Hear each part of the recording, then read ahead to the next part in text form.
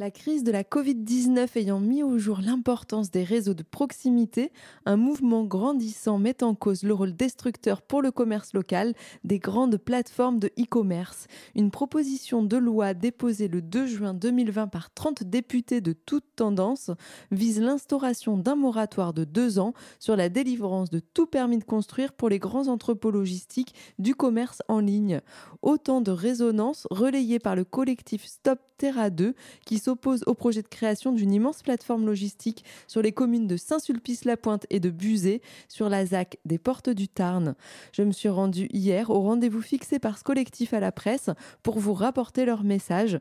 Julien Lassalle de Saint-Sulpice, active et citoyenne, élue de l'opposition au conseil municipal de Saint-Sulpice et à la communauté de communes de la CCTA.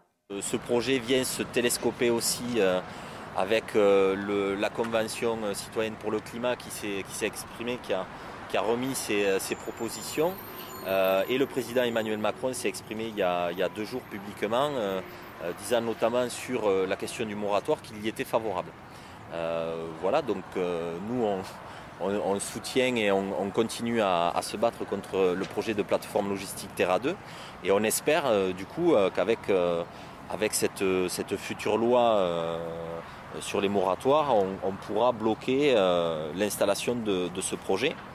En tant qu'élu de la ville de Saint-Sulpice et élu communautaire, notre souhait c'est que dès à présent les élus du territoire s'emparent de ce projet de loi et que publiquement ils soutiennent la proposition de loi. Et puis ensuite, il y a eu aussi encore des inventaires qui ont été réalisés sur la ZAC et où on a recensé de nouvelles espèces protégées, mais je vais peut-être laisser la parole à d'autres sur ce point-là.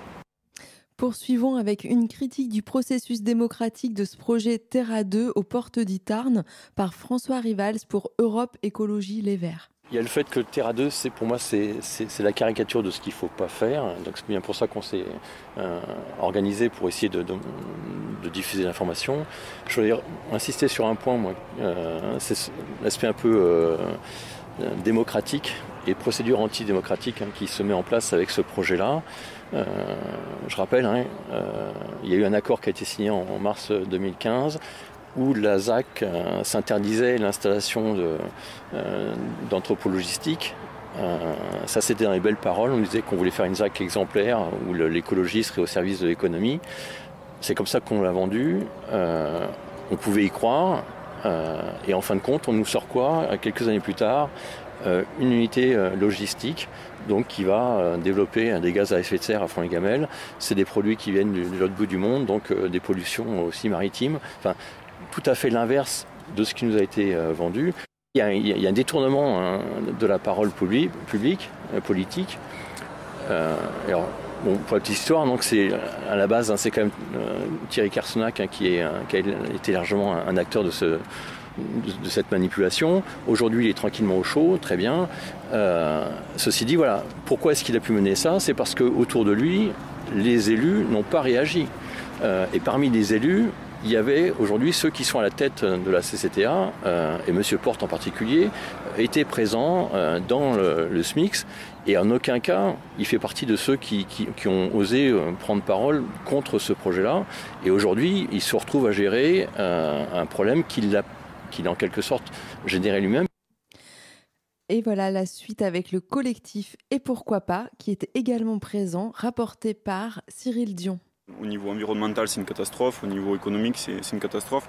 Ce que j'ajouterais par rapport aux zones d'activité, c'est que là, ce qu'on est en train de voir, c'est qu'on met en compétition des territoires proches les uns avec les autres. En fait, on déclare la guerre à Gaillac et aux communes alentours, aux intercommunalités alentours, où on détruit des emplois à gauche pour en remettre ici. Enfin, et tout ce qu'on a vu là avec cette implantation de Vinovalie sur cette zone, avec la Terra 2 maintenant, c'est ça, quoi. C'est de la destruction d'emplois. C'est le e-commerce détruit de l'emploi. Et c'est néfaste à l'environnement, donc du coup c'est vraiment quelque chose qui est grotesque là en 2020 de devoir parler de pourquoi une zone d'activité et pourquoi Terra 2, c'est vraiment très grotesque. Jacques Perrineau de la LPO, la Ligue de protection des oiseaux et nature en Occitanie, était excusé mais avait laissé un tract sur lequel il expliquait que ces deux associations poursuivaient les inventaires de la faune, inventaire qui confirme l'importance du site des Portes du Tarn pour un grand nombre d'espèces migratrices. Le héron pourpré notamment, ainsi que la pique grièche écorcheur, ayant fait l'objet de signalements au service de la préfecture, des services en charge du suivi de ces espèces protégées. À ce propos, le Conseil national de la protection de la nature risque de confirmer son opposition à la destruction de ce milieu d'après Jacques Perrineau.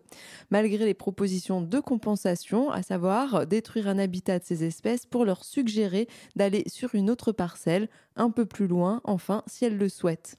Poursuivons avec Maude Forgeot pour le groupe d'action de la France Insoumise de Rabastens. Plusieurs précisions d'abord sur ces comptages ornithologiques citoyens.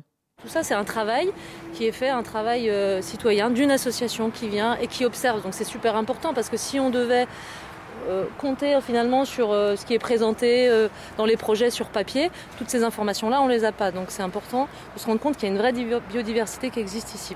Ce type de projet, ça la détruit. Or, on dit, pas que nous, donc nous au niveau France Insoumise, au niveau de l'association, au niveau des autres qui vont se présenter aussi, que la biodiversité, il faut la protéger, mais il n'y a pas que nous, puisqu'on a eu la Convention citoyenne aussi qui est sortie avec des propositions qui vont dans ce sens-là, avec un président de la République qui donne biodiversité et climat comme priorité aussi. Donc maintenant, c'est un projet sur lequel on peut mettre en cohérence finalement des paroles et des actes.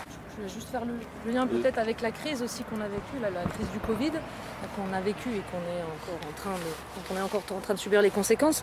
Ce que ça a montré en fait, c'est que ce qu'on a besoin, c'est de commerce de proximité, mais ça a été flagrant une crise comme ça. Les gens, ce qu'ils ont cherché tout au début, alors j'enlève l'aspect santé, mais c'est à manger déjà, à manger. Trouver donc comment on va s'approvisionner pour pouvoir continuer à vivre donc normalement et en termes d'alimentation. Une zone comme ça, c'est la destruction de terres agricoles de bonne qualité. Et donc on voit qu'avec ce type de projet, dans lequel les élus s'entêtent, mais ils sont pas du tout visionnaires pour le coup, parce que pour cette crise, ça ne répond pas. Le e-commerce, si on laisse s'installer une plateforme comme ça, on ne va pas répondre aux besoins des gens en cas de crise. Voilà. Donc on va créer finalement, on nous fait en plus tout le temps un chantage à l'emploi. Or, le e-commerce détruit des emplois. Et donc c'est le secrétaire d'État Mounir Majoubi, qui n'est pas de mon bord politique, et qui l'a bien démontré cette année, donc il a comptabilisé le nombre d'emplois détruits par le e-commerce.